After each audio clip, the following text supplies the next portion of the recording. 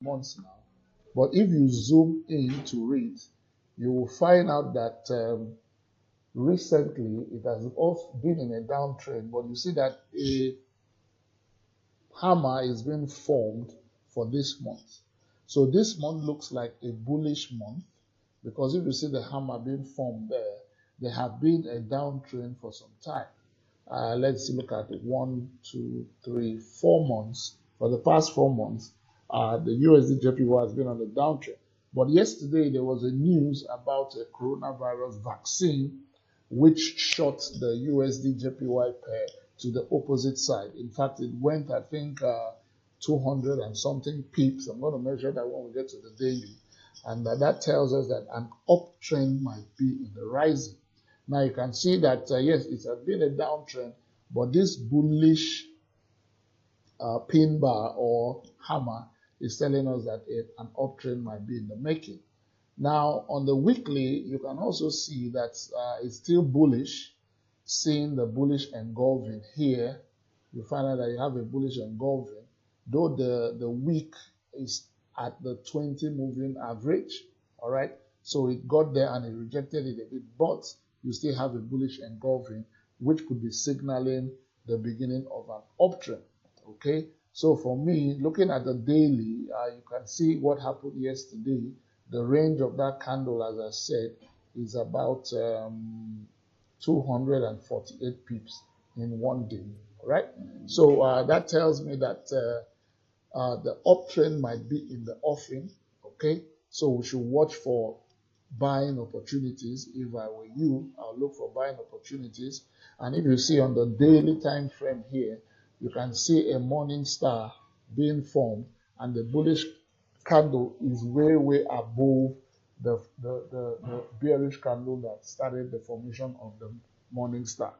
Now, right now, the price is at a resistance, okay, at this point, and I've seen a sort of rejection, but also today looks on the daily, today looks bearish, but let's see how that will turn out. So if you're looking to pick a few pips between the current point and the next resistance, which is at 104, let me get that correctly, the next resistance somewhere here, that's like 65 pips, but I will be looking for buying opportunities if this does the last case.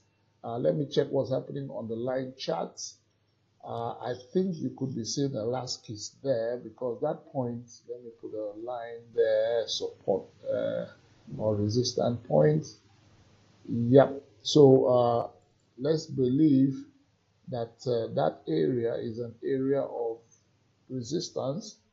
So if at the end of today the line or the candlestick closes above that resistance, then most likely we could be seeing the last case or a retest of a fallback resistance, which should now be acting as a support, and we should be seeing an upward move. So let's see how today ends. We could be looking for buying opportunities, all right? We will be looking for buying opportunities, but let's just see if this retracement could take down up to the point where you have the next resistance or the next support, which is at 104.469. So let me just see what's happening at 4 hours. In 4 hours, I'm seeing the formation of the morning star, which tells me that it's a confirmation of an upward move.